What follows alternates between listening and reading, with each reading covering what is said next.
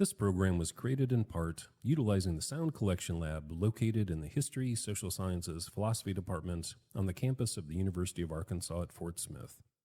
The views expressed herein do not necessarily reflect the views of the Department of History, Social Sciences, Philosophy, or its faculty, or the University of Arkansas at Fort Smith.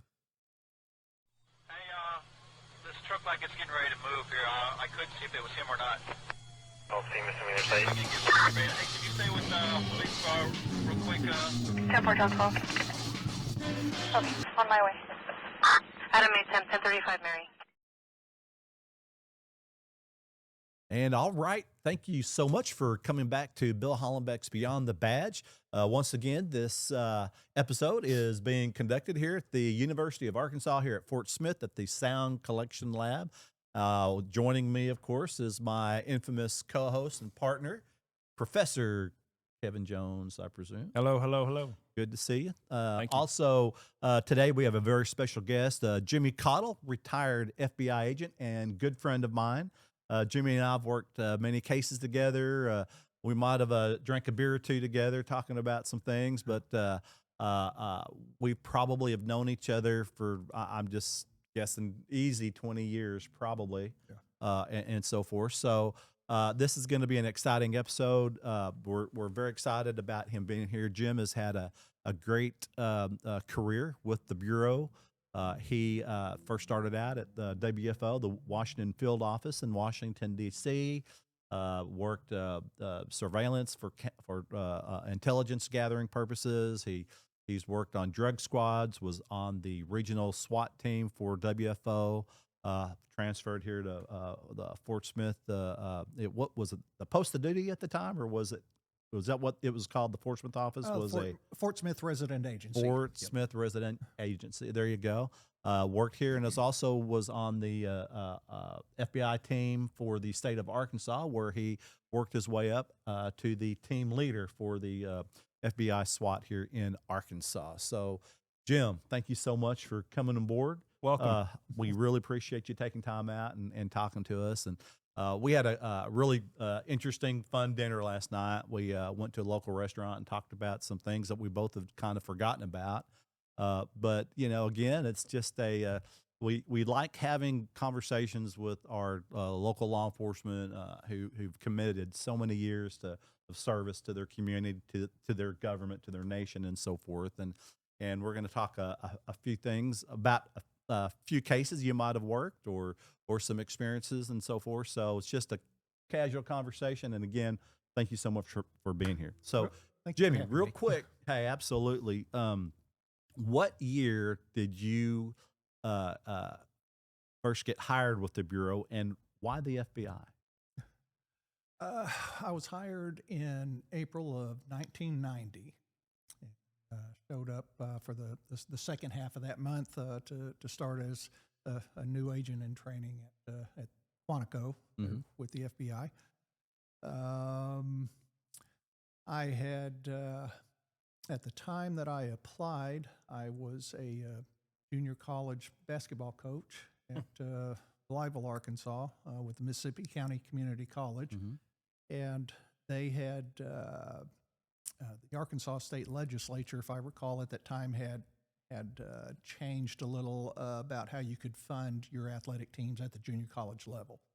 And kind of looking ahead a little bit, like, I don't know that we're going to be able to afford to continue having a program. This program here. Wow. Okay. Right.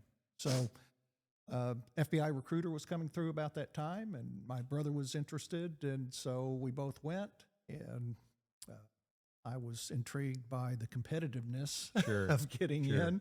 And as I started researching more, I thought, actually, this would be pretty cool. Looked pretty cool, yeah. And speaking of competitiveness, didn't you play baseball a little bit in college and high school, or? Yes, I was a baseball stud at the University of Central Arkansas. There you go. Back when it was an NAIA school in the AIC. Yeah, hey, yeah. So that'll tell you a little bit of my skill level. Sure. The best thing I can say about it is I've gotten a lot better as a baseball player the further I've gotten away from it. There you go. Sure. Yeah, and your son, both both weren't they ball players as well, and didn't one get a scholarship or? My youngest Yeah, did, Chris. okay. Yep, he ended up a couple of years at Crowder. Okay, and, good for him. And Good for then him. went to UCA and Okay, was well. he had a good time He there. did. He did. Okay. His Good schools. Yeah, Yep. Yep. absolutely. When his fastball was low, he Yeah. was really, really good. When Yeah. his fastball was up, it traveled away. So So yeah, might have binged somebody once or twice, maybe. Did it? yeah, one or Okay. two. That's just a little outside. Called him Wild Thing, huh? Yeah.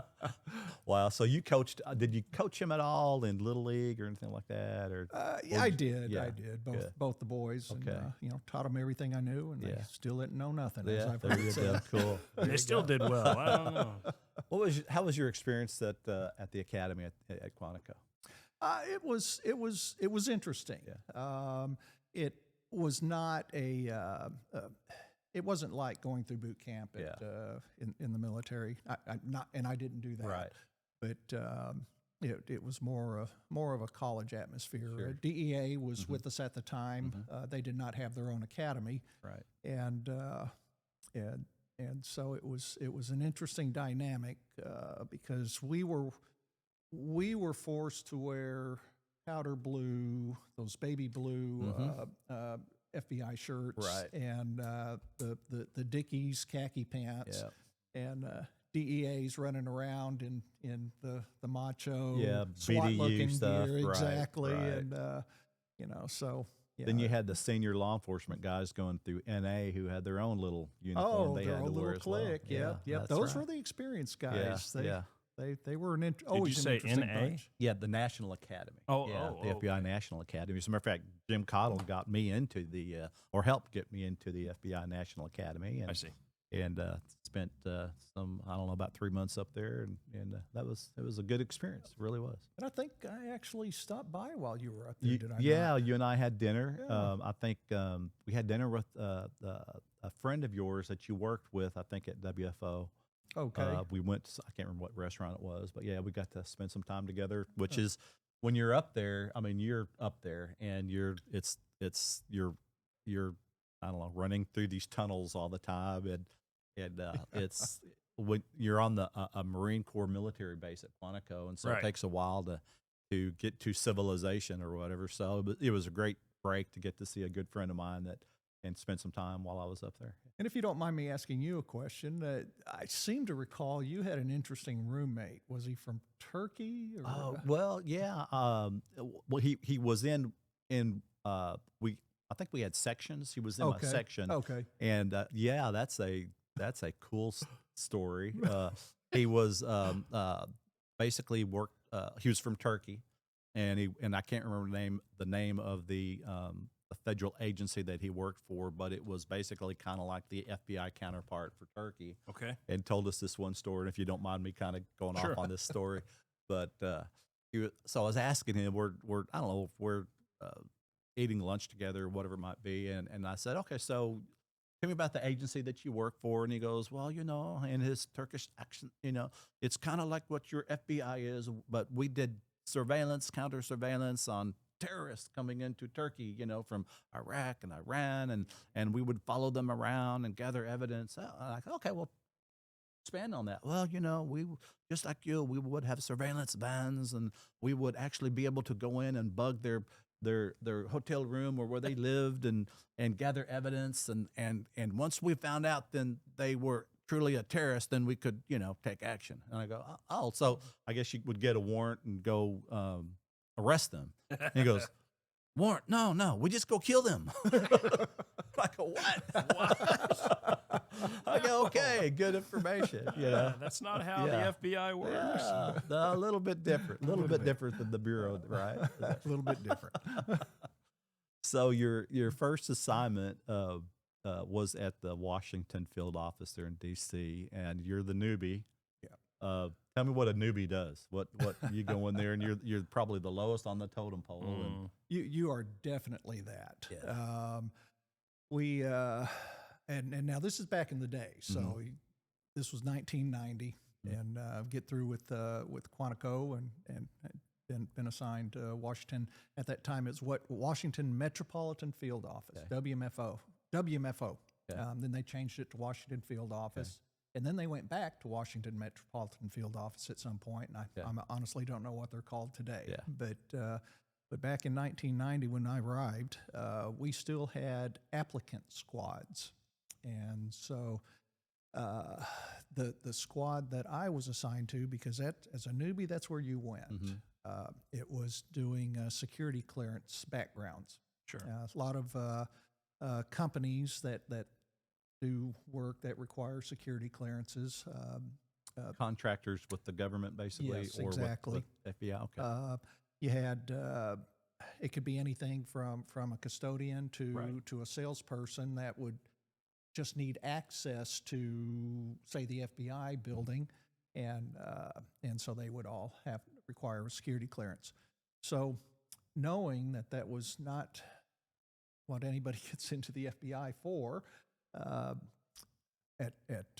WMFO at the time, they had let all of us newbies go be what we were affectionately called 30-day wonders.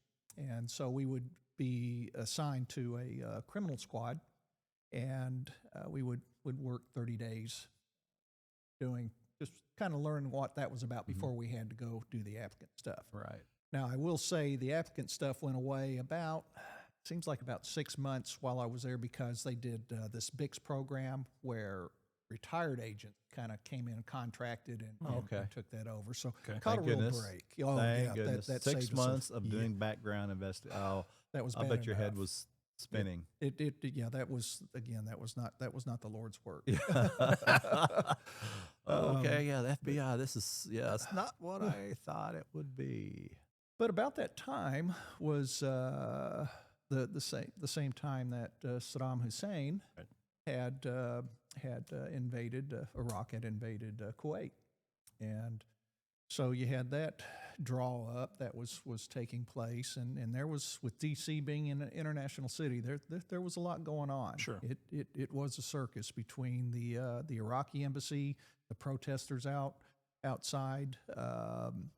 We became responsible for basically, I guess it wasn't a true surveillance, covert surveillance. It was a bumper lock. Oh, wow.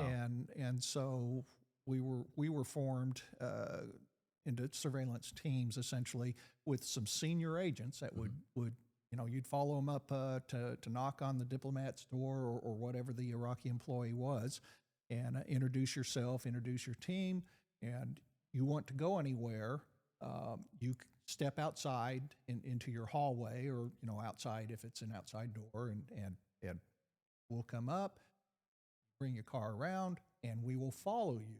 Part of it was for their safety, and part of it was to make sure that they weren't doing anything silly. We've got eyes on you. Yeah, and I think it was about a week's worth of that before they were actually booted out of the country. Okay. But apparently DC had learned its lesson back from the Iranian issue, when they did predominantly the same thing. They booted the Iranian diplomats out, and 79 you're referring to. to. Yes, way before my time. But so apparently what that group was pretty slick about was running to the your I don't know that it was Best Buy at the time, Circuit Cities, your electronic type stores, and just maxing Radio out. Shack. Wow. Yes, Buying yes. everything. To reproduce. And then just leaving with not ever going to pay that back. So and there were a few that thought that they could do the same thing. We'd step in and say, no, you're going to pay cash.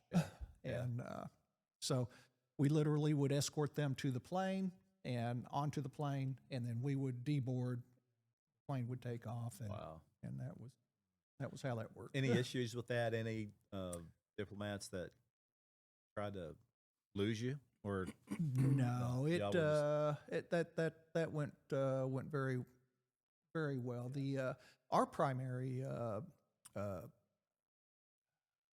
protectee or subject, subject, was a young Iranian male that was actually part of their security, and there wasn't a whole lot of experience on his part. He was about as experienced as I was. Wow. So, Okay. So after that detail, what did you do there? ended up, we got shifted over, our as a squad, we got shifted over to what was called a bogey squad. And so this is where I got sent over to what we affectionately called the dark side of the house, doing foreign counterintelligence. And so at the time, it was the Soviet embassy, and I still don't know that I should go into a ton of detail, but I assume that it would be safe enough to talk about what Ron Kessler put in his book, Spy versus Spy, when he was allowed access to basically what our job was. Right. And so we were called a bogey team, and as you'd asked last night, well, what did bogey mean? And I'm like, I actually don't know, or if I did, I don't remember. Yeah. But we essentially were a covert surveillance team, and so our job was any individual white male that was going into the embassy. It was our job to covertly get them identified enough for an FBI agent to interview later. Sure. So there were long hours. I mean, it was shift work. Yeah. But it was, again, it wasn't real FBI type work. I mean, it was just a different, definitely a different job. Sure. But it was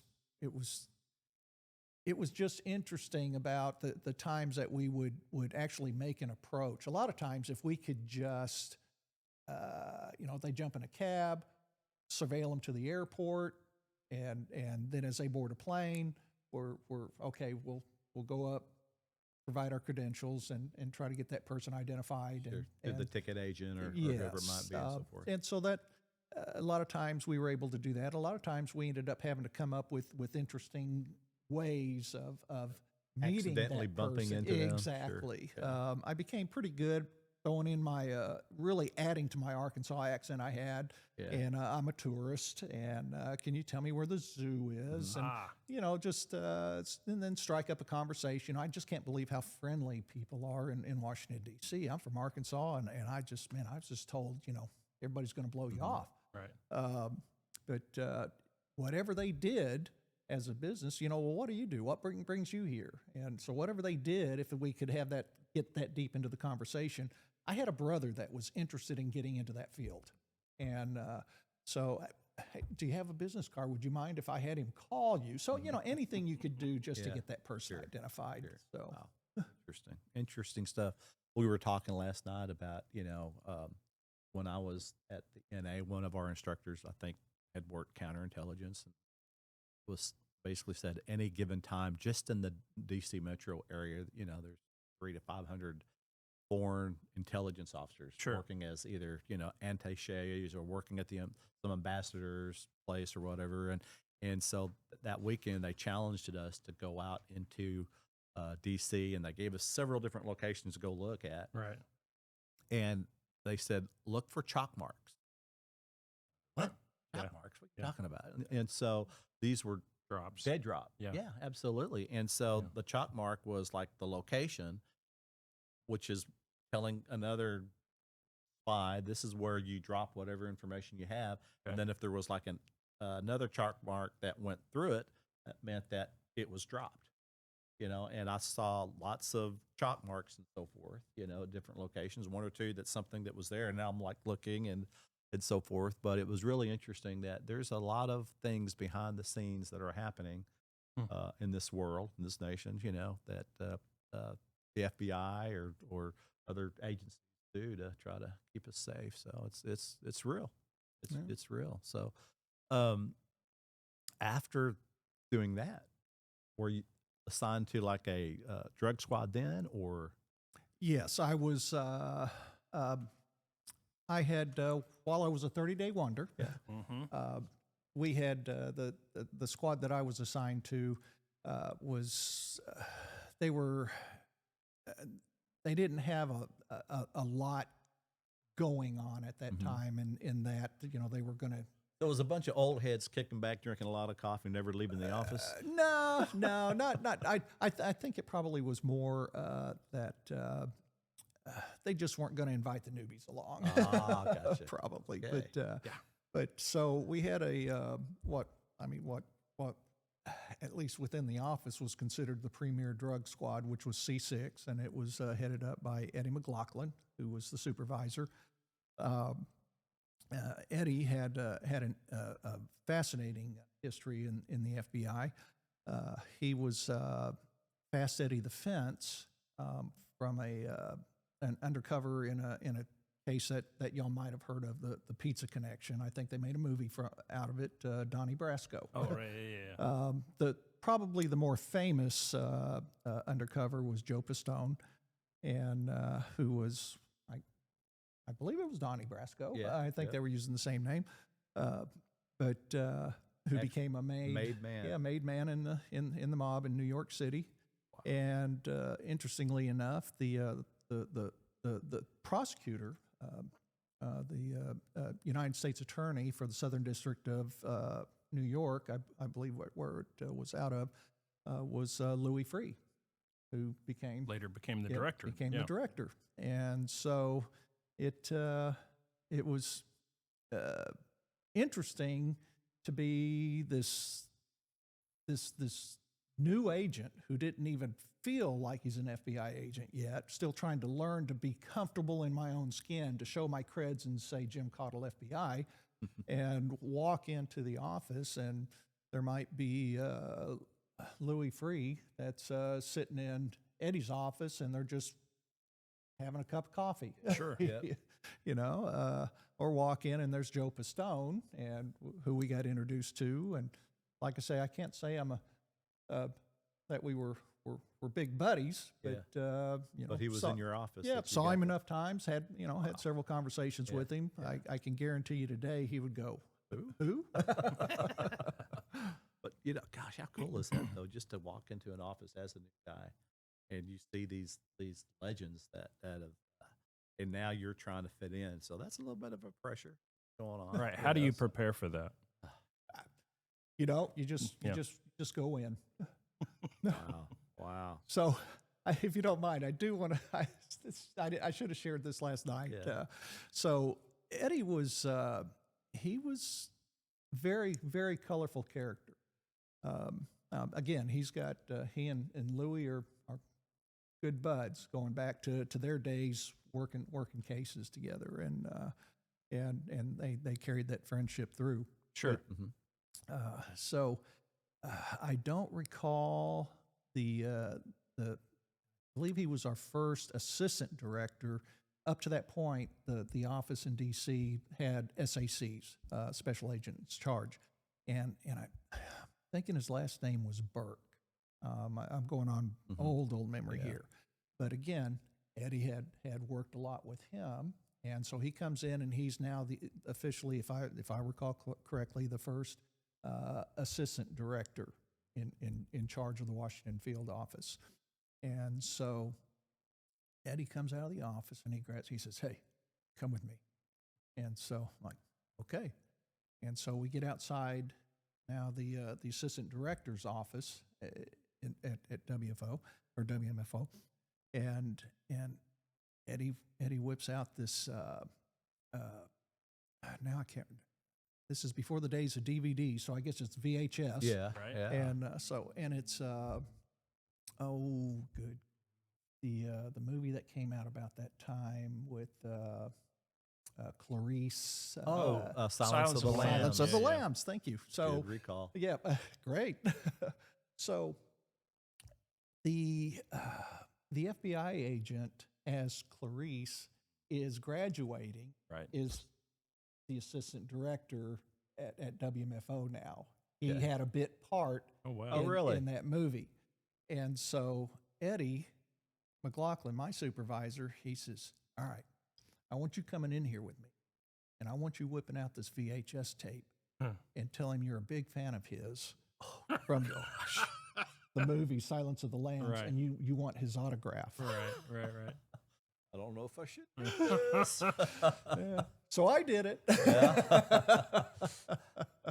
And yeah, Hey, it. How'd that work out for you? I did 28 years in the FBI, so So not too bad then. Yeah, not too bad. Oh, that's cool. Fortunately, I mean, yeah, they really were good. Okay, so yeah, that's good information. So you were surrounded by some legends, and eventually I assume you transferred to the narcotics squad, Yes. or a narcotics squad, Yes. and then eventually get on to C6. Is that what you called it? Yes, that was Okay. the High speed squad you wanted to kind of be on. yeah. Cool. They were squared away. Why is that? They had we ran anywhere from 15 to 20 agents on this squad, and there was kind of a turnover that was taking place. It was a very, very experienced squad. They had some seriously experienced special agents that had been doing that job, had been on that squad doing that job for a lot of years. Wow. They were very well versed in how to work drug cases. They were the group that had gone out and really made inroads with DEA agents, with the Metropolitan Police Department, with their narcotics division. And so these groups, we would marry up, and we were ad hoc relationships. We weren't this forced group. Forced that task force. Right. Yeah, right. You just- And it was very successful, but we had a group of newbies that to the drug world that are coming in within probably about a year's time. And so there was about probably 9 to 12 of us. That was the changeover in the course of a year. That's a bunch of people on the squad. That is. Changes the dynamics a little bit also. And interestingly enough, about that time, the role changed just a little bit in that I can recall we were working 5 major cases. And so the remaining 6 to 8 experienced agents, they were the lead. I mean, this is what they'd done for years.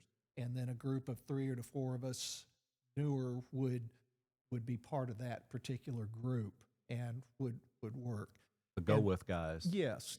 And so my senior agent was Steve Benjamin, and he had worked, well, he and then another senior agent, Scott Yao, they had worked with NSID, which was the Narcotics and Special Investigations Division for the Metropolitan Police Department.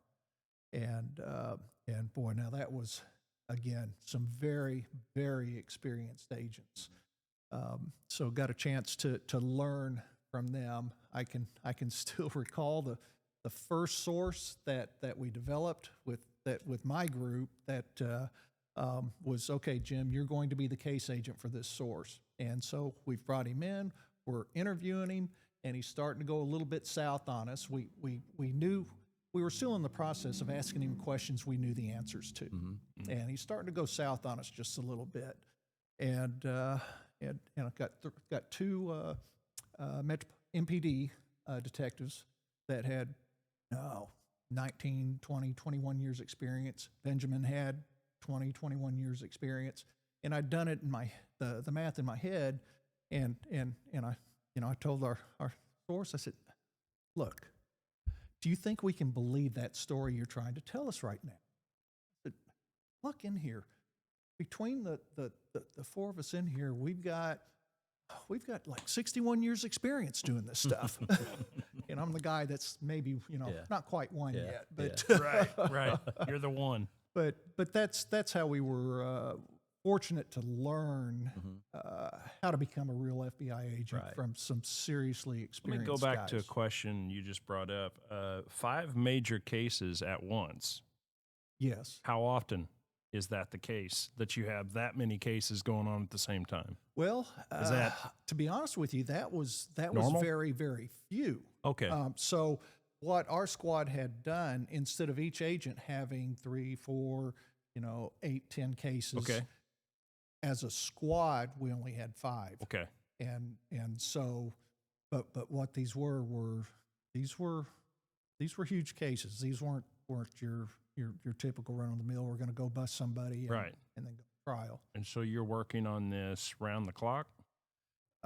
Yeah, that is a very fair statement. Very fair statement. We did No days off, huh? we did. So if you were selling drugs, Mhm. we couldn't let those walk, and so there were very special considerations that went into the planning. Sure. And when we took down what was about a 6-year-long case, we had taken down the Colombians that were importing, and then it was time to clean up our own backyard, which was Washington, D.C. at the time. Sure. And so we had planned this whole process to reach the point to where now we are we're going to our groups in D.C. and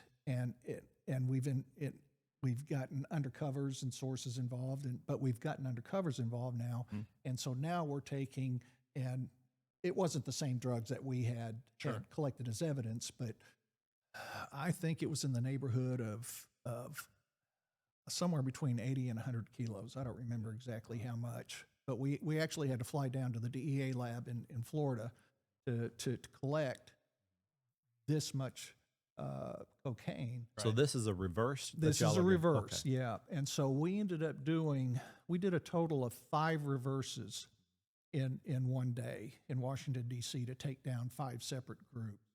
And by this time, I again had about 6 years experience doing this. And so I'm not, the green is no longer dripping off my ears. Right. But what we knew going into this takedown, you could not trust to set up, okay, group 1, we're going to meet you at 10. Group 2, we'll meet you at 12. Group 3 at 2, because drug time is They're always late. They are always late. Always late. So we had to set up 5 different locations with 5 different arrest teams, 5 different surveillance teams. And how many people are on an arrest team? I mean, that's a lot of people involved, yeah, right? I think we had about 120 people total, law enforcement involved So in local, state, federal. Yes, Right, yes. okay. And A lot of cooperation going on. oh, yes, a ton, a lot of planning. Because again, drugs aren't going to walk. No. So it had to be, crystal clear enough that we are going to collect those drugs. Yeah, sell, And- rip, Yeah. rip them right then. Yeah. Wow. So was there, I'm thinking of logistics and coordination. Would each squad be responsible for their own arrest plan or ops plan? And would you have to marry that ops plan up with all the other ops plan to be approved through headquarters? Or Okay, so in this particular instance, again, I had been doing this job long enough now to where it had started becoming my, I don't want to say expertise, but I had developed a skill in coordinating these ops plans. So I basically went around and DC in reality is not that big a jurisdiction. And Sorry. so we had finding 5 separate locations that wouldn't stumble upon each other. Right. Was not as easy as it really sounds, but I found 5 locations. And again, I've got some other agents that are helping me, do all this stuff. It's not me. Right. But so I ended up authoring the plans, doing the dirty work just to get everything on paper. But so we came up with 5 op plans, but we had this overarching op plan for, okay, so we're going to do 5 reverses, and here's how we're going to do it. And then each had their own Op plan. Okay. I did learn through the process because we were using 2 separate rental cars. And that way we keep money separate, we keep drugs separate. And so we had the car that the bad guy's getting in, that he's looked in the trunk, there's his 5 kilos or his 20 kilos. And so he's given the key by an undercover, and then he goes to the to get in. And well, that car's not going to start again. So we had that Ability to do yeah, it's disconnected basically. So Yeah. it's not going anywhere. Right. But we also had those fobs, and this again, 96. So those fob with the panic alarm, and so we wanted to have the sensory overload Right. as they're As the team is, approaching. yep. So one of the things that they would all do is they'd hit that panic alarm about the time that they're all coming, and he's trying to figure out why the car's Yeah. not starting. And I'll say one individual, it did not smell good in the office that he was interviewed in. It was sensory overload, all right. Wow. What successful plans. But it Speed, went diversion, down. It did. It went down Rise well. of action. Wow. Yeah. Cool. Very good. So as a squad, I mean, are y'all booting in the doors yourself? Or are you turning let's say if you did a warrant, would it be turned over to a SWAT team, or were y'all actually making the arrest itself? Or That's a great question. And the majority of the time we were doing it ourselves. Okay. We had the SWAT team at WFO was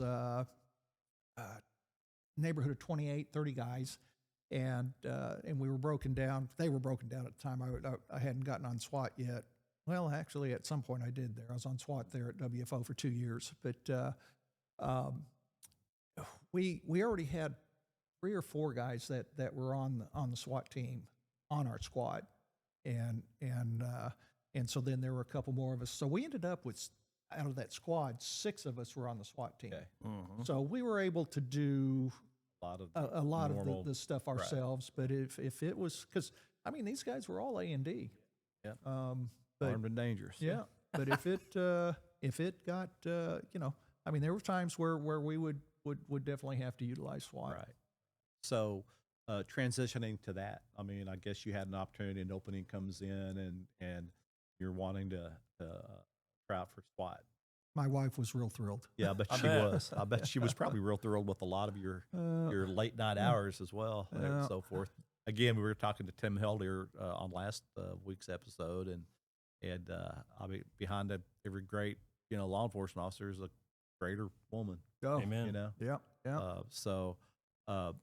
So you try out for SWAT and get on SWAT, and you were on SWAT for about 2 years, and that was an enhanced team, correct? Yes. I mean, just for I guess the viewers, kind of explain what the difference between a FBI SWAT team versus an FBI enhanced team. Okay, and this again, this is going back sometime. The program has changed quite a bit. Really professionalized now. Some of the I mean, they're well, I probably just they're good, squared but and not that we weren't, but Right.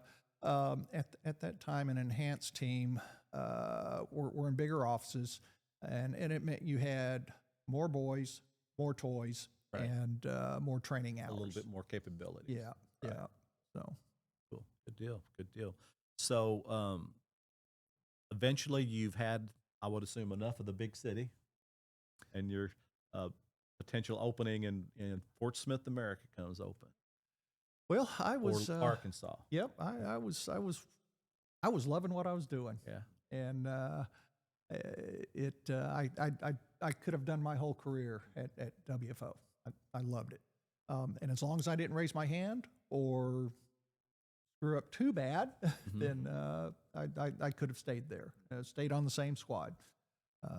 But my wife was interested in coming back to Arkansas, and we've got 2 boys at that time, and parents are starting to get up in age, and so the opportunity came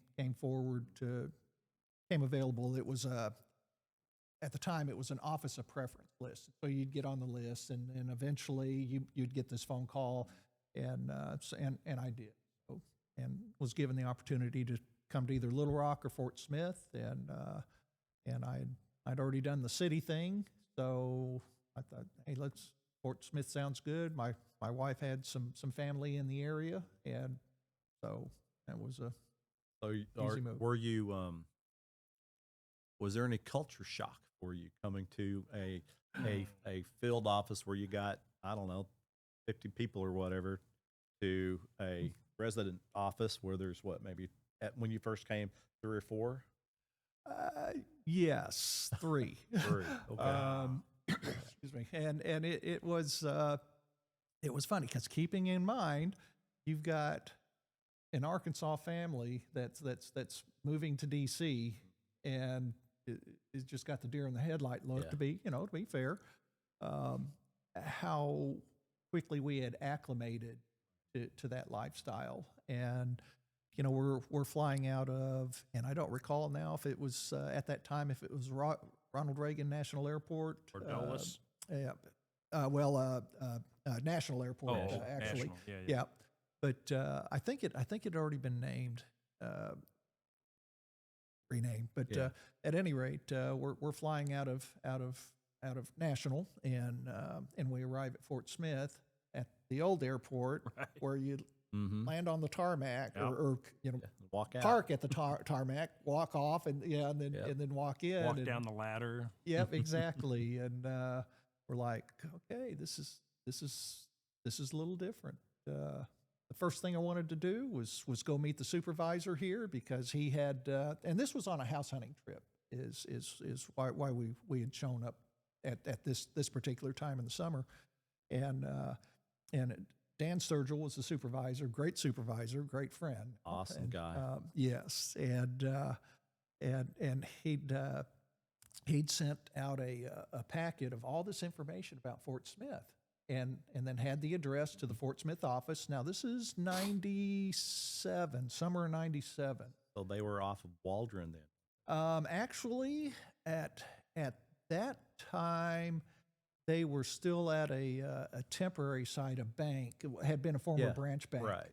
I But remember that. out of all that information I got, there's nothing that indicates that. The address I get is down off of Garrison Avenue.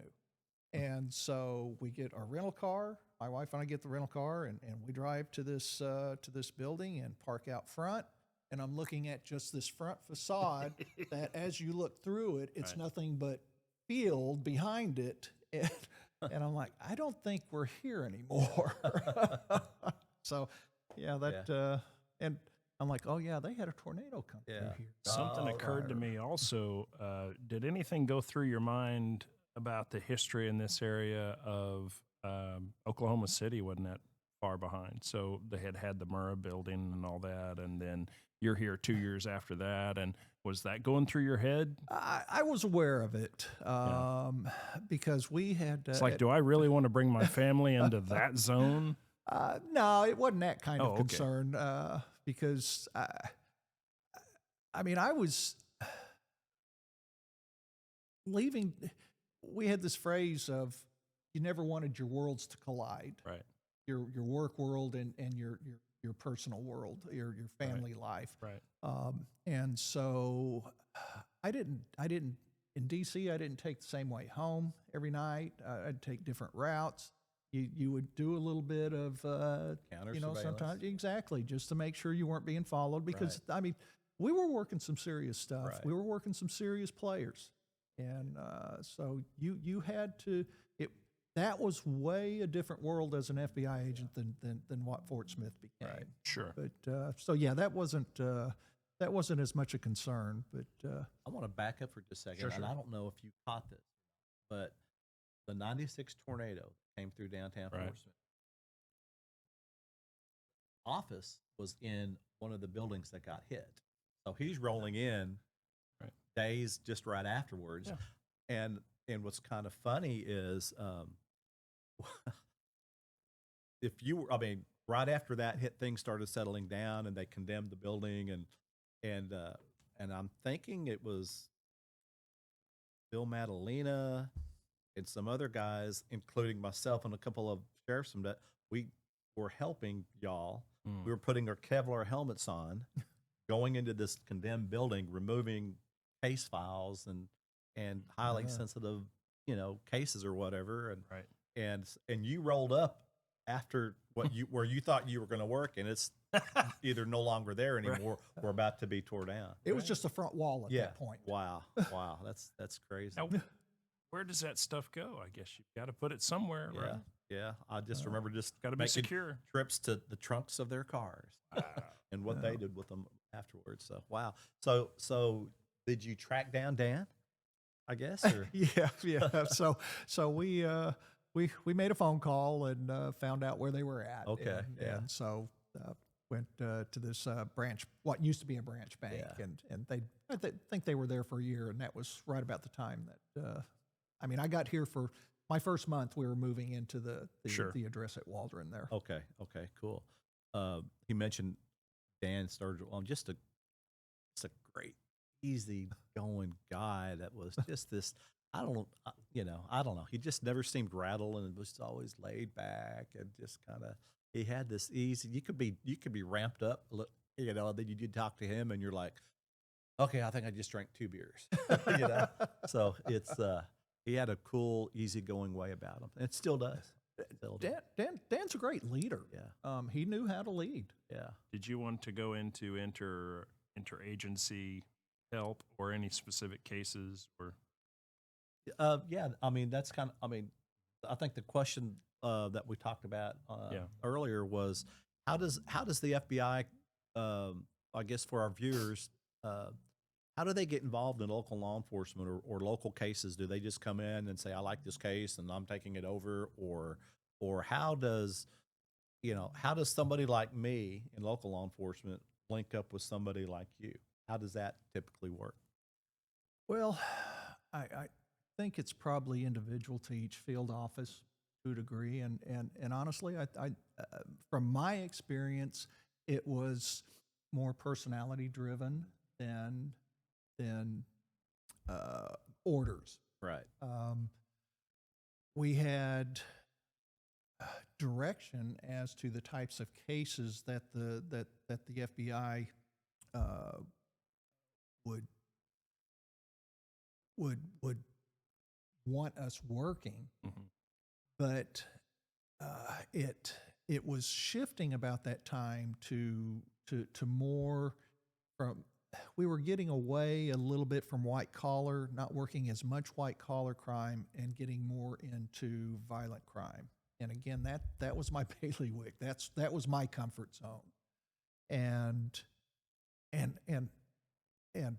coming from WFO, where we worked with other agencies, that was just normal. And Timmy Akins comes in, Ed Gray comes in, and their experiences from where they're coming were the same. And so it was just such a natural fit for us to what we were replacing the folks, the agents that retired. Again, not that they were doing anything wrong. Right. They weren't. It was just Different a style. different time frame. and Evolution, different- yeah. That's what it was. And that's all it was. So it really was, we were coming in at the right time. Things just came together. And I mean, Timmy, if anybody's ever got an issue with Timmy, then they have an issue Yeah. because Timmy's outstanding. Ed Gray ended up retiring his career. Well, Timmy's retired as well, but Ed Gray retired as the SAC, the special agent in charge of the Oklahoma City field office for all of Oklahoma. So I mean, that was the caliber of leadership that Eddie had even while he was here at Fort Smith. So It's kind of like to toot their horn just a little bit. I mean, I think they recognize the importance of investing in relationships. Sure.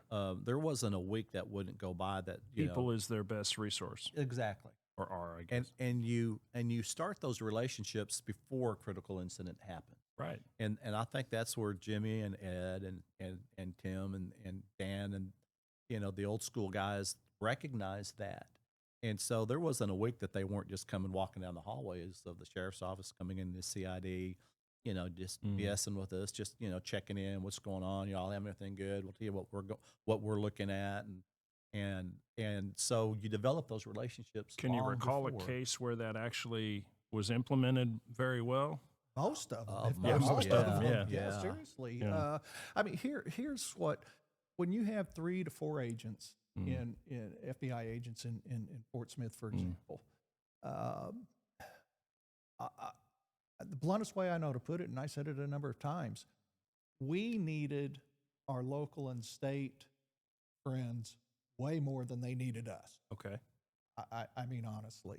So that was Because really they knew easy the to go. terrain, they knew the people, they knew procedures, Yeah. You know, I mean, trust, obviously. and I right? think that was the key thing. You know, I mean, there's times when they had, based on federal mandate and federal laws, they would come. I mean, they'd come in and it's their case. Sure. But typically, law enforcement's the first responders, right? Local law enforcement. So if it's some stranger walking in, you know, FBI's my case. What the heck? Yeah, who are you? But you have Yeah. this true relationship, you know, that evolves into friendship. You know, when that happens, it's, well, of course, man, glad you're here. Or, you know, we're calling them to give them a heads up. You're about to get a phone call again, probably from Little Rock, that, you know, this has happened here. We need y'all to respond. And I think, you know, asking for an example, and I'll let you tell this story, Right. is a situation that happened the day after 9/11. Was that my cue? Yeah, that's your cue. Well, it was 9/12. Yeah, 9/12. it was a cold afternoon. Yeah. So we had, and honestly, I don't recall exactly how the lead came in, but Dan Sturgill was supervisor at the time, and he's stepping out of the office, and he's going, okay, I need to see everybody in here, and so we go in and we start talking, and so what we learn is that there's, and I'll do my best just to keep people unnamed. A lot of times it's just because I can't remember names, but this one I G14 do. classified. Yeah, so I'll try to keep it nameless. But an individual of Middle Eastern descent was married to a Fort Smith lady, and they had a toddler, a child, and they were living in Fort Smith. She had a job in Fort Smith. He had been, for the last few months at this time, he'd been down in the Fort Lauderdale, Miami area, and I believe he was working for a moving company. Hmm. And so again, this is down in the Miami area. And on the 12th, let's see, well, going back to the 11th, planes were in the air. Right. And as you recall, planes were grounded, Yeah. just wherever All you of them. land here. Well, her husband, the subject, Mhm. was, he was in the air on that day, on the 11th, and was grounded in Houston. And so the FBI, one thing the FBI does very well and is with the resources and again, relationships already in place, they were getting a lot of just documentary information quickly and then just trying to go through as quickly as they could. They've got a good idea based upon manifests from the other planes, and so there's a lot of confusion, a lot of chaos, as you would expect. Right. But somewhere somebody had pieced together that, and as I recall, and I just don't recall if we knew this at the time, but it seems, and I'm going on memory here, but it seems like one plane might have had one less terrorist on Right. it. And so there was this Short one concern person. about this missing, Right. missing individual. The fact that they were one short. Could there be more planes that were involved? There were a lot of questions like that. Well, it turns out that this individual that was, again, has some connections to our area. He purchased his tickets to fly out on September 11th, the same day that the bad guy group did, Wow. from the same, and I believe it was a Kinko's copier in Orlando, Wow. Florida. And so, And that's kiosk. Yeah. yeah, and that's Red flag. Yeah, that's just what we all call a clue. And so we got tagged on. We need to interview this guy. Interestingly enough, he was illegal at that time in that he had overstayed his visit and hadn't done whatever documentation paperwork he needed to do. He's got a concealed carry permit through the Arkansas State Police. How he got that, no. But so I mean, at this point, I mean, we're again we're unofficially, hey, essentially A and D, again, armed and dangerous. Because we don't know what we have. There's a lot of coincidences, and we don't like coincidences. But so we end up, we come out of that, and so the plan essentially is we're going to set up on the house, because essentially what happens is the wife has told somebody, and they did forward this information to us as they were interviewed, that she was going to drive down to Houston to pick her husband up and then drive back. Well, as we game planned this a little bit, we're going to set up around the house, and we knew what vehicle that they were driving. Okay. And so when that shows up, then we're going to pick him up. We got to thinking that, well, what are contingencies? What are the odds that mama is going to want to drive with a 2-year-old all the way down to Houston by herself, right, when she has parents that are south of Fort Smith that can, she can drop them off, right, drop the child off on the way, and in the middle of the week, on yes, a Tuesday, yes. right? So I called Bill up, or I don't recall if I called or stopped by, but I remember the call. It's like, hey, I need your help. I'm on my way. And I said, Yes. come on. Yeah. So Wow. so we get with another detective there from the sheriff's office, and so we're heading down to this location, and it turns out to be in the middle of nowhere, and we're just going to see. We're going. That's a logical place to surveil and see if they show up. That just seemed the logical thing that would happen, is that would be their first stop, and to pick up the child. And again, this is just Hunch. yeah, it's a hunch. But so we get down there, and we're in Bill's vehicle, and he's driving, and we pass this vehicle that we're going to be looking for, and it's already there, which we did not anticipate that it would have already arrived.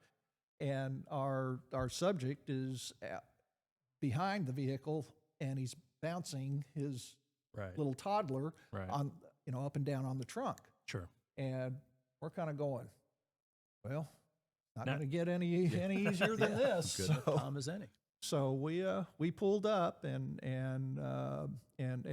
Bill did the majority of the talking, and it I mean, he did a great job, because this individual voluntarily came up to the now he came with us, but and I mean, plan B was if he said, no, I'm not coming, well, then we were going to fall back on the illegal status, and I mean, he was going to come. Wow. But so he, again, rapport building started with Bill at the very beginning, and so he And said, having that support was Yeah. vital. and so he comes, he gets in the vehicle, and we come up to the FBI office, and then it got, I mean, it went from interview to interrogation, fairly quickly, based upon, and I'll say this, because we didn't play games. We don't, and we didn't then. We didn't play games with the Constitution. We didn't play games with people's rights. Right. And so in this instance, where he came with us voluntarily, we still knew that, yeah, he came with us voluntarily because he chose to, but we also knew, and would this survive a challenge in court? Not exactly sure. So let's just be safe. In that, well, what if he just said no? Well, then he's coming with us anyway. Oh, and you still chose not to read him. My client is right. And then it's gone. Exactly. So Thrown out. that was the first thing we did when we got up there, is we read him his rights, and we went through that process with him, and he agreed to talk with us. And so we spent hours. I mean, this was daylight when we picked him up, and it was after midnight. I'm the guy that's in and out of the interview room because I'm feeding information to Dan, who's on the. I mean, he's just got an open line with DC. headquarters in DC, and we're just not getting anything from them that I mean, we're just not getting any corroboration. Okay.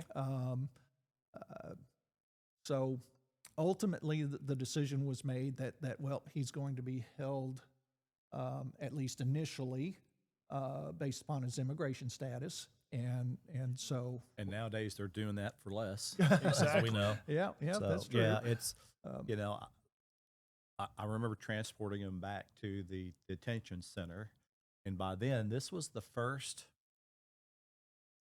apprehension or arrest of right after 9/11 in Right. the entire nation. Right. And when we get back to the sheriff's office or the detention center, there is every news agency In your within face. within a 500 from Dallas, Oklahoma City, Tulsa, Memphis. You know, I mean, it was like just lined up on A Street with big satellite trucks. They're beaming to Fox and CNN and so forth, and it turned into a pretty big deal. But I mean, just a perfect example of if I didn't know him, Right. you know, hey, Chaos. you know, I need help. Well, you know, okay, let's talk about this, you know, but the trust Right. was there. And plus, obviously, it was right after 9/11, and Everybody was on edge. yeah, everybody was on edge, and So I don't recall what was the outcome. Well, so If it we just can, went above us, for sure. yeah, You yeah. know, Oh, I mean, definitely it was- so. But Pat Halford, who was our SWAT team leader at the Little Rock division, again, I'm already on SWAT here at Little Rock, so again, I got that relationship with Pat. But Pat was also our polygrapher, and so he came in and polygraphed the guy. Pat was an outstanding polygrapher, and I mean he passed the polygraph. okay. And I'll say that. Sure. And I mean, there wasn't any, the only serious red flag that we were really coming Was up with, to immigration. be honest, was just the fact that we couldn't corroborate what he was telling us. So I and the mean, purchase of the ticket at the same location the other yeah, hijackers. and we did have that. do, So you know, so I mean, time will tell. Right. We, time's on our side, one way or the other. Okay. And so he ended up staying. So now it becomes really an INS detention issue. He was a guest of the federal government. Yeah, for a while. Yes. Right. And so Absolutely. he essentially gets moved Yeah. down to Like Oak- Louisiana Oakdale, somewhere. Louisiana. Again, INS hold. There were some things that happened down there that I mean, just to be blunt, we're less than professional. And so I ended up 2, 3, 4 years later getting a visit from the IG wanting to know about my participation. Right, right. And so, You know, I think that's when the entire nation went ape crazy. You know, I mean, so many people were picked up then, and I mean, we eventually invaded a country that kind of had nothing to do with the actual first terrorist attack and so forth. So there was a lot of crazy stuff. But I mean, but again, it boils back down to trust with local law enforcement, and in other cases, going back to the original question was, there were just times we just, I was just their go with guy, or he was my go with guy because we needed someone to go with. Yeah. A lot of times you're following on leads and there's no, sexy looking arrest that's being made. You're just following up on Right. case after lead and so forth. And you brought it up. It's the Constitution. You're Oh, law yeah. enforcement. You're not law interpretation. right. Yeah. But you kind of Yeah. have to, going in, Mm-hmm. this is our job. We're here to enforce the law. We didn't write it, Mhm. but we better get this right. Yeah. Yeah. Yeah. On every case. Yeah. We were kind of talking about a little bit about that. But And who prepares it's- you for that? Right?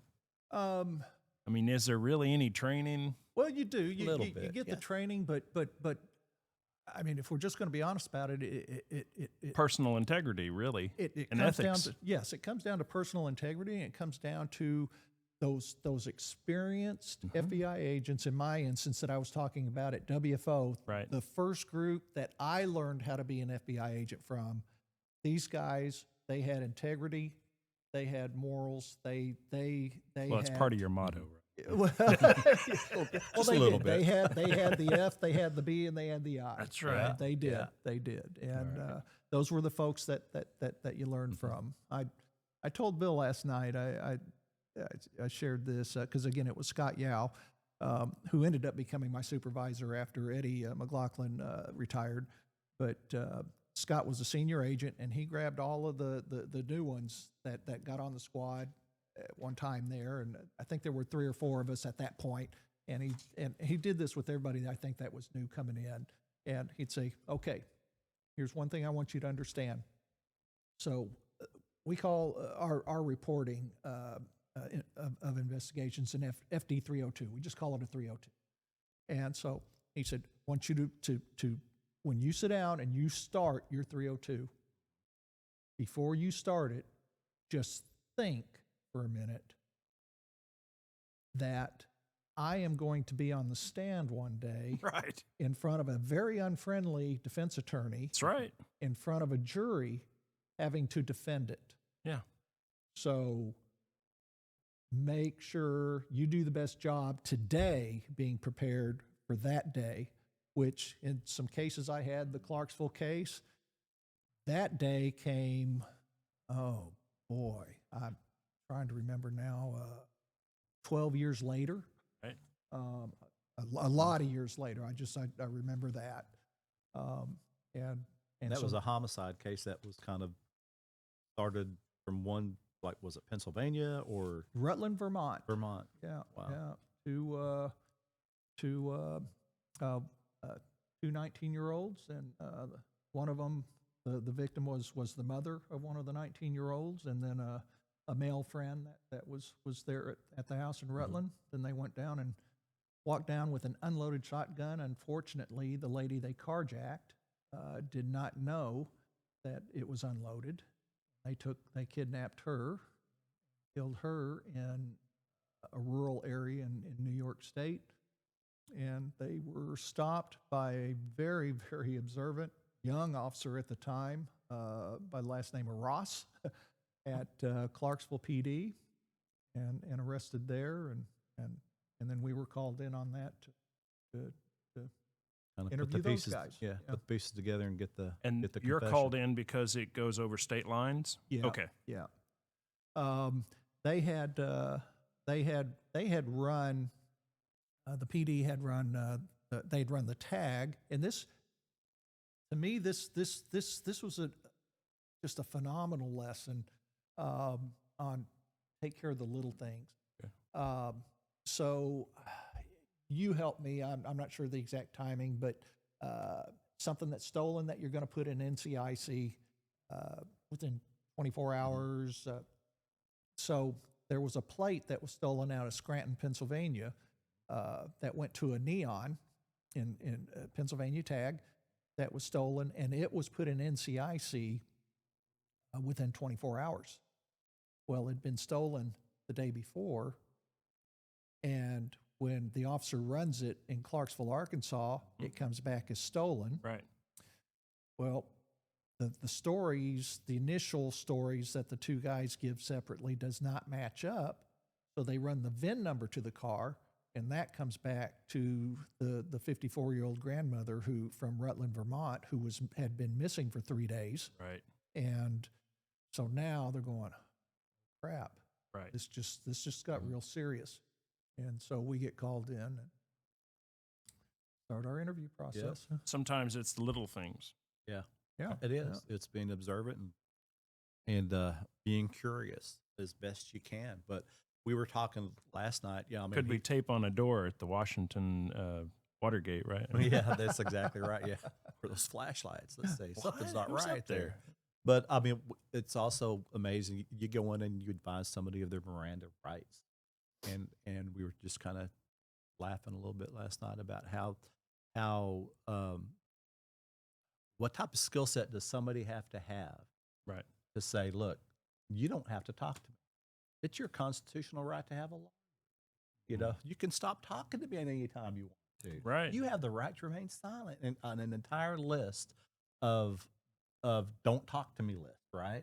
Right. And then you have them initial after each one, and then you have them sign, you know, the waiver of interrogation rights. And even so, how in the world can somebody who's been told not to talk, now you shift over to a trained investigator actually getting a confession?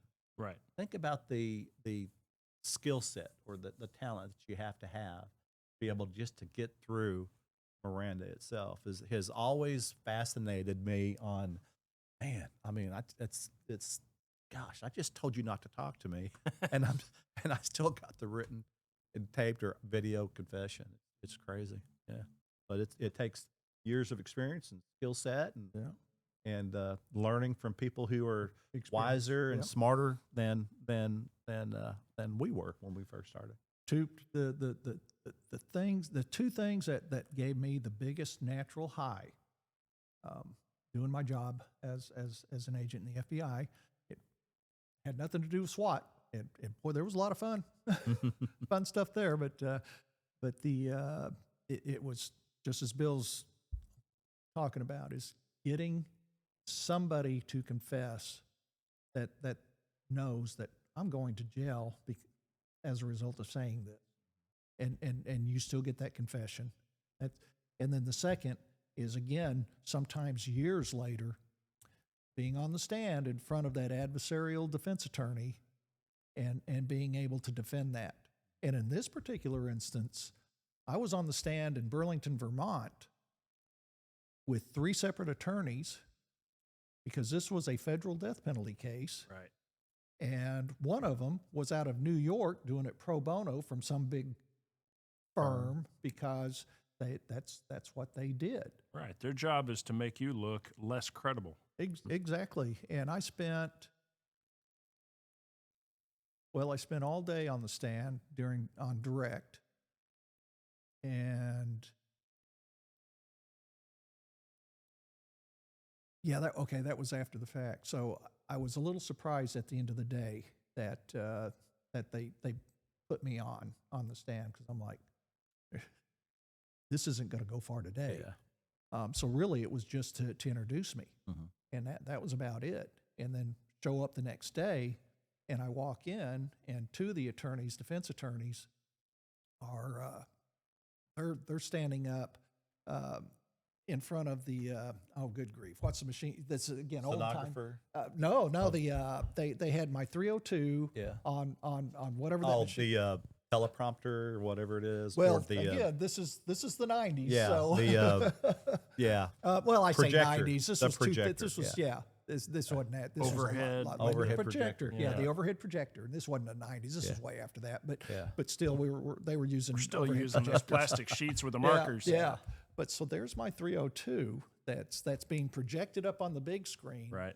And I mean, there's red lines under all these sentences. There's question marks. There's stars, arrows pointing to various things. And so they're having this quiet conversation, and because I'm not there yet. Right. But all this was it was staged for me. Oh yeah, when you walk in.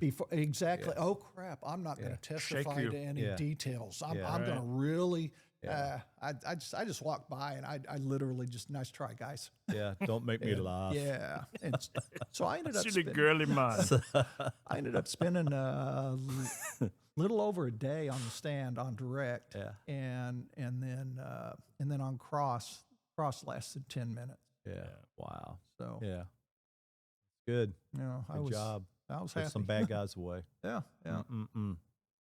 We talked about some of the.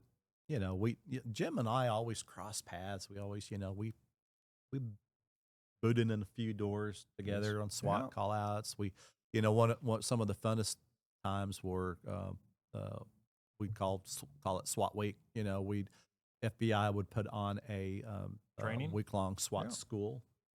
And I and several other guys, including Junior. Junior Boyd. Yeah. Would come out and help instruct and teach, and it was just a day of a week of fun, and we would gain our again, just to to be invited to help out is to me was an honor in itself, but it also you develop the relationship and also you develop the tactical skill set on the same level that they had. So when you were called out, you're on the same page. Right. There's not a different type of entry system that. Right. What do we do next? Yeah. Exactly. Who do we So, call? It's yeah. like right here. So Here we go. I mean, what a great and that was, I look back, how smart of Pat, and I can't remember the team leader before that. How smart of him to invite the local team leaders to help out in training, to get on the same page and so forth, because that same type of skill set, it helped when the real deal actually happened and so forth. But another case I think about, of course, is Angela Allen case. I mean, you were involved on that even before I was on that day. But I mean, I'd worked that case or worked him, I guess. Yep. 3 years before he was arrested, where I was the investigator working the case where he sexually assaulted his wife, Right. And did some ugly things to But her. he was okay, he was I don't sentenced to understand prison. why he got out. Yeah, I don't either. And there probably would be a beautiful little girl that would still be alive That's right. if he was still in prison on the original case. But he got out early from prison, and lo and behold, look what happened. So, Right. But anyway, how did you get involved? Refresh my memory how you were involved in that. So it seems like, again, on memory, that it was like a Wednesday that, to me, this shows how law enforcement has put together some programs that individually different agencies and different law enforcement people within those agencies can pick something from that, and that might have been missed otherwise. Sure. And by that, what I mean is, so Arkansas Fusion Center's been put in place, and they did a bulletin about this missing, and I don't recall if it was just missing or missing endangered. Girl, Angela Allen, from she'd been missing since the previous Friday. Wow. And Van Buren PD had worked it. Again, we're just blessed with good police agencies and sheriff's offices. I mean, Crawford County Sheriff's Office, Van Buren, Fort Smith PD, Sheriff, All good. Sebastian. Yes, good people. They've got good qualified law enforcement people. They had worked this as a runaway, which is, again, it was a proper investigation based upon the information that they had. The bad guy had actually, from her phone, sent a message saying, "Hey, I've gone to Little Rock with John in his Camaro," and so at that point, honestly, even the friends are reporting that this isn't so much a runaway as just she's off on an adventure, and within a few days she's going to return, but she didn't. And so we got that Fusion Center bulletin, and I walked out. I read it, walked out of my office, and I called Daniel Perry, and over at Van Buren PD at the time, and talked to him a little bit, and and he said how they'd been working it, and they'd interviewed. I mean, they'd done a neighborhood canvas. They'd interviewed a bunch of people, a bunch of family members, a bunch of friends. And I mean, they were working it well. So I don't want to say anything that comes across anything other than they were following. They were on top of it. They were following proper procedures. They had actually developed a person of interest through the course of that just did not pan out. Okay. But I hung up because I'm going, a good agency, they're on top of it. And then I read the thing again, the bulletin again, and I walked into Timmy Aiken's office and asked him to read it and told him about the conversation I had with Daniel Perry. And I said, I can't put my finger on it, but I said, something's bothering me. And Tim says, there's no further social media from her. There's no more text messages. Where are those? She sends this text that she's about to go off on this adventure. So where's the text message a day later going, yeah, he took me shopping, we bought clothes, we went to this restaurant, tomorrow we're going to go here. It was blackout. And that was what was making us uncomfortable. And so we called back over and said, hey, can we come over and meet? And so we ended up meeting at Crawford County Sheriff's Office with Ron Brown and his group as well. And so one of the things that I don't remember if I was on the child abduction response team yet for the FBI, but I was aware of how that plan operated. And so we sat down and we talked about, well, this isn't something we need to do this late on a Wednesday night, but here, some things that we can do is we knew what her phone number was. We could get all kinds of information, get text messages from her phone, and get cell tower information, and hopefully that stuff could start coming in overnight, and then we could start first thing in the morning. So a command post was set up at Crawford County Sheriff's Office, Right. and we had everybody who was anybody. Marshal Service showed up. Sebastian County had people there. Fort Smith PD had Crawford County. I mean, you name it. We had an assistant United States attorney. We had Crawford County initially prosecutors that were there as well to provide legal guidance. And so we set up command posts and we just started following the plan. So people were set up to, okay, they're going to work the internet aspect. We got another group that's going to work the text message, the cell phone stuff. Another group is as suspects are developed or people of interest, then they're going to head that up, and then they would get however many they needed to go, okay, let's go talk to this individual, or let's do whatever background, sex offender registry. We're always going to go through that. And so essentially that was set up, and so we ended up, Arkansas State Police ended up, and I believe it was it Richmond? I think he probably was a part of that as well, Kevin. But I'm trying to remember. Well, I think it became through cell information, and the last person that had contact, we got subscriber information for that, and it came back to who ended up being the bad guy. So we were able to determine where he worked, and so ASP went out, found him, located him, and said, "Hey, we need to talk to you and about. We think you were the last person to talk to this young lady. She's missing, so we need to talk to you. Can you help us out?" And he said, "Yep, So he voluntarily came in with them, and so we ended up by the time we were done that day, interviewing him. Again, we had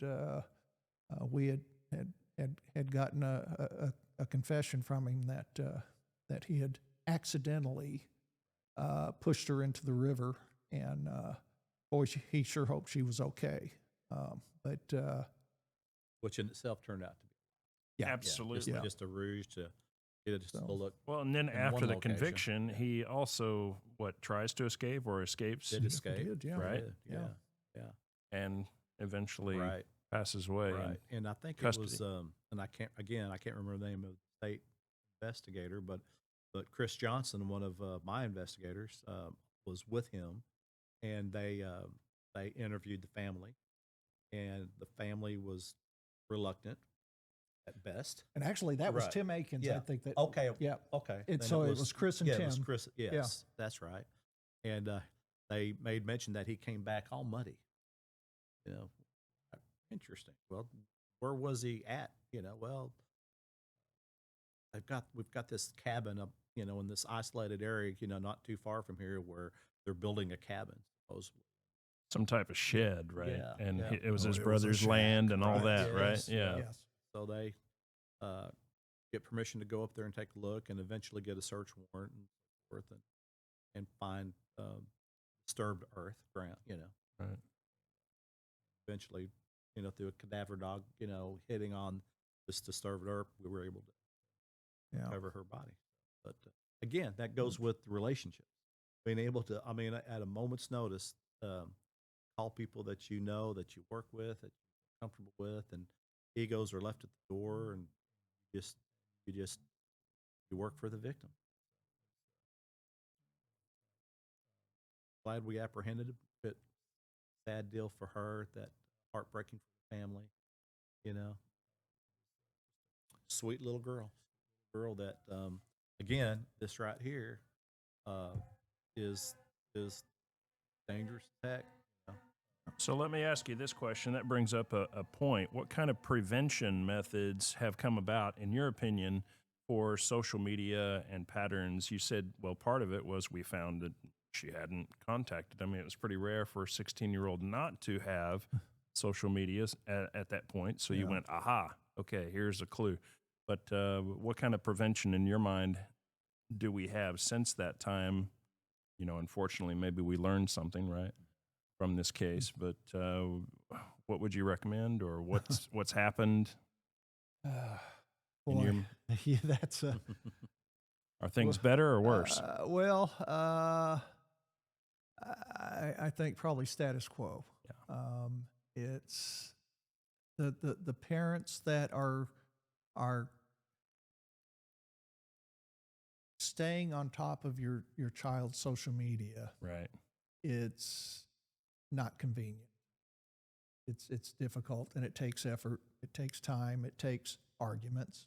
Mhm. You know, that's Right. it's the easy way out is to not Put blinders that's on it, and just hope nothing happens. The conversations that I've had, well, when I was doing internet safety presentations, and then Okay. having with parents at times, would be: is your child smart enough to outsmart you? Hmm.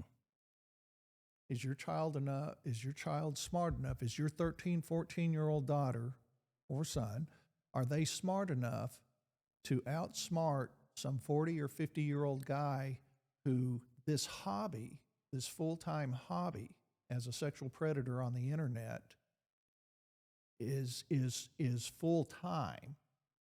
Are they going to outsmart that individual?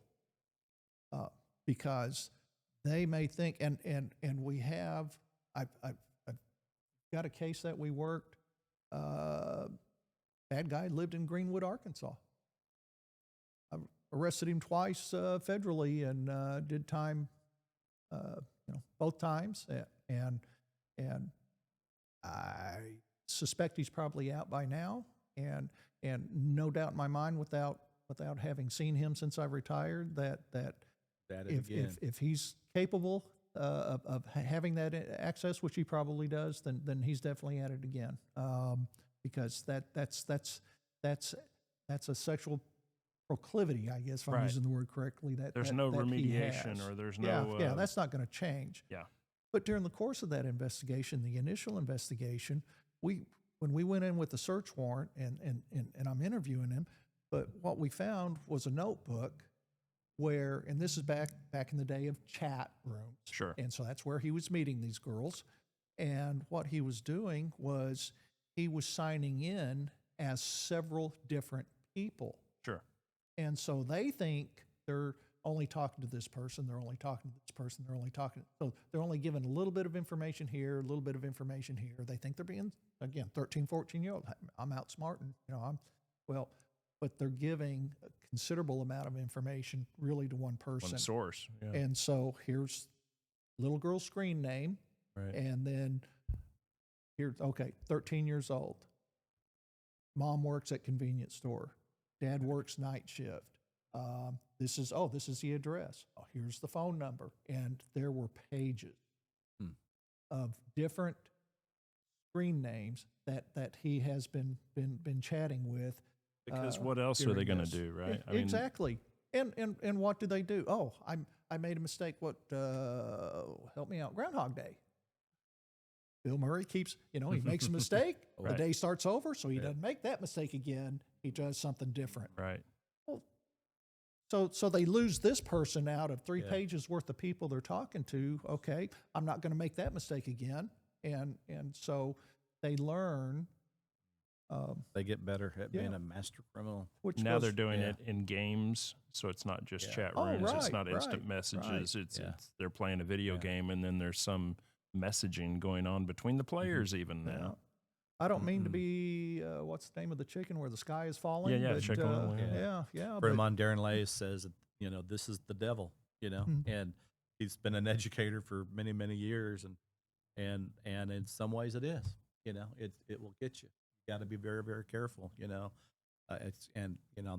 glad that law enforcement does what they can do about trying to educate parents. We have lots of great organizations like the Morgan Nick Foundation. Right. They also have a great internet training for parents and for children, and for our listeners, for parents who want to learn more.